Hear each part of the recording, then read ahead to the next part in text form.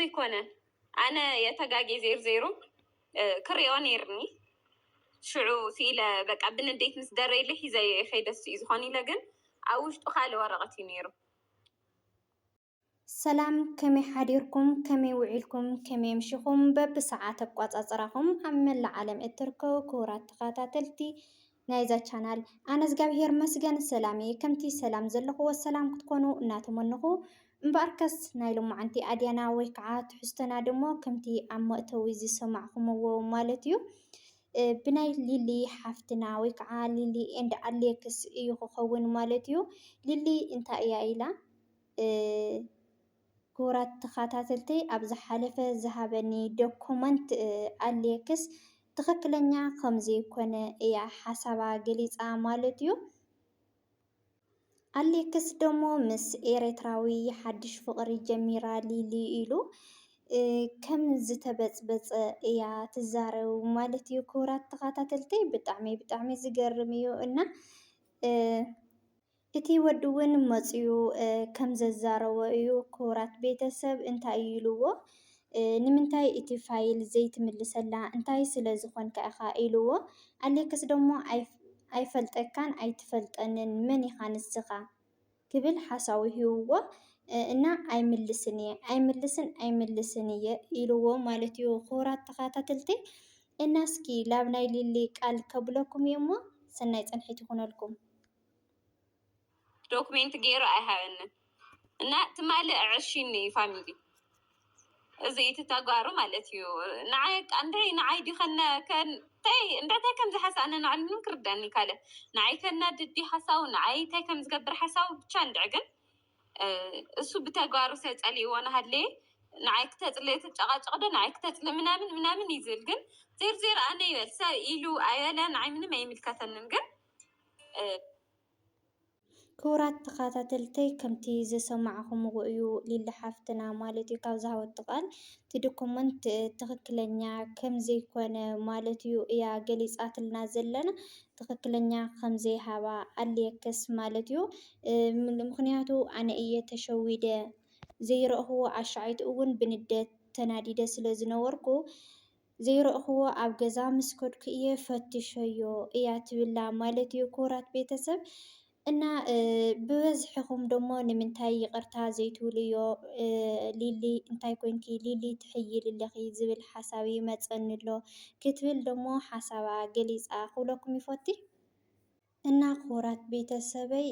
ትማሊ ኣብ ዝሓለፈ ቪድዮ ዝለቐቕዎ ማለት እዩ ይቕርታ ወሲዶ እየ ክልተ መልሓስ ስለ ዝተዛረብኩ ደሞ ይቕርታ ኢሉ ዝዛረብ ዝነበረ የመስል እዩ ደኣ ዘሎ እምበር ከምኡ ይኮነን እዩ ንምንታይ ለኣየይ ተፀላይት ጌርክኒ ይብለኒ ኣሎ ግን ደሞ ንሱ ብተግባሩ እዩ ሰብ ፀሊእዎ እቲ ሓቂ ደሞ እዚ እዩ ክትብል ሓሳባ ገሊፃ ማለት እዩ ልልሓፍትና ብጣዕሚ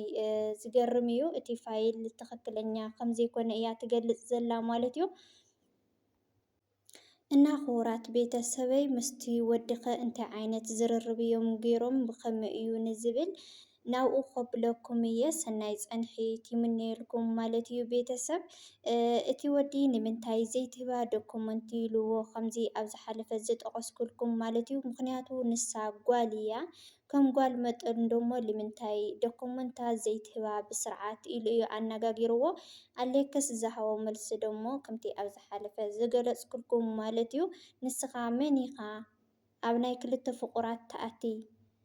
ኢሉ ሓሳቡ ሂብዎ ማለት እዩ ታይ ምልከተ መስለስ አይኔ ዝመልሰልኩም ዝመልሰልክ ነገር ተዛረብ ተዛሰደካያስ መልሰለይ ታይ ማለት እዩ አይኔ ኢኹ ማለት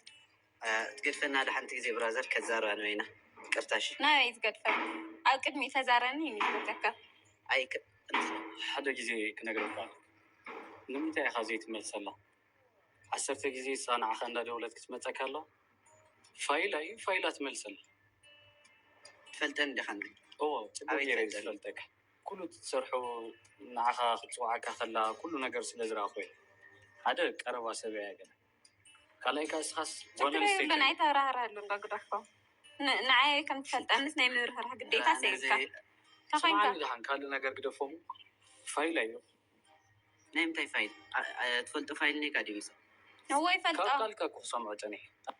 قير كهيبكايا حجها كترخبا تدلي خانم تاي بسنا سرعه كترخبا ديدل زيكو قال نسيتي تاي حز مفرار حاجه لدي خمسه خليناي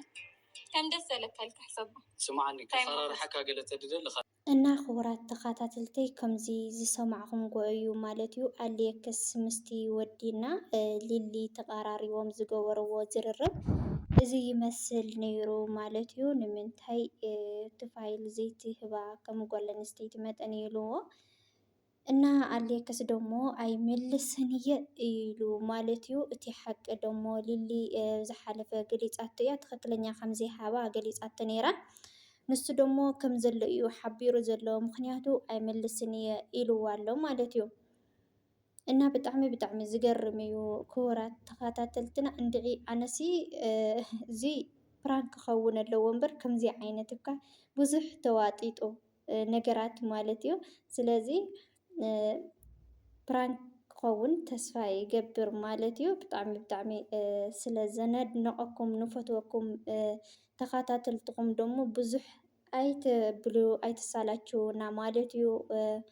ደቅነዋ። እና ክቡራት ተኸታተልተይ ነዚ ወዲ እንታይ ኢሉ ይመሊስሉ መጀመርያ ከይትነኽአኒ ኣነ ክብሪ ናይ ሰብ ዝፈልጥ ሰብ እየ ስለዚ ቀስ ኢልካ ኣዘራርበኒ ክብል ሓሳቡ ሂብዎ ኣልየክስ ማለት እዩ። ሊሊ ደሞ ስነ ስርዓት ኣበይ ትፈልጥ ኮንካ ክትብል ሓሳባ ሂባቶ ማለት እዩ።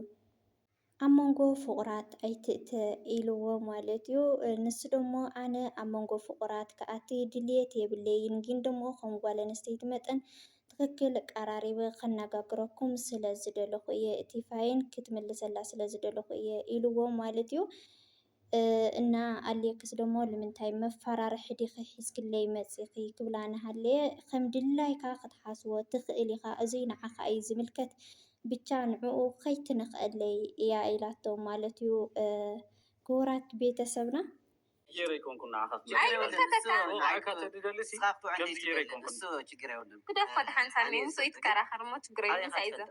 ኣይምልከተካን ነነኽ ምልሰሉ ግዴታ ይልካ ንስቆሎ ኣይምልከተካን ክለካ እንታይ ተዛራ ጉዳይ ትፈልጥ ኢኻ ምሽ ፋይላ ትመልሰላ ትኾንካ ኣነ ንዓ ኣበይ ፈልጣ ገለ ንዓኻ ክነግረካ ድሌት የብሉ ግዴታ እውን የብልና ስለዚ ኣነ ከዓ ናትኩም ፋይል ክመልስ ግዴታ የብሉ እንታይ ኹም ክተምፅስ በፍንጫኻ ትመልሶ። ክቡራት ተኸታተልተይ ማለት እዩ ኣጋ መጨረሽኡ ኣይመልስን እየ ክብል ሓሳቡ ሂቡ ኣልየክስ ማለት እዩ። ንሳ ደሞ በፍንጫኻ ትመልሶ ግድን ኢላ እያ ሓሳባ ሂባቶ ማለት እዩ ሊሊ። እና ብጣዕሚ ዝገርም እዩ። እና ክቡራት ተኸታተልተይ ናይ ሎማዓንቲ ዝነበረና ትሕዝቶ ወይ ከዓ ኣድያና እዚ ይመስል። ብዝቕፅል ብካሊእ ቪድዮ እስካብ ንራኸብ ሰናይ ቅንያት ይምነየልኩም ክብለኩም ይፈቲ። ባይ ባይ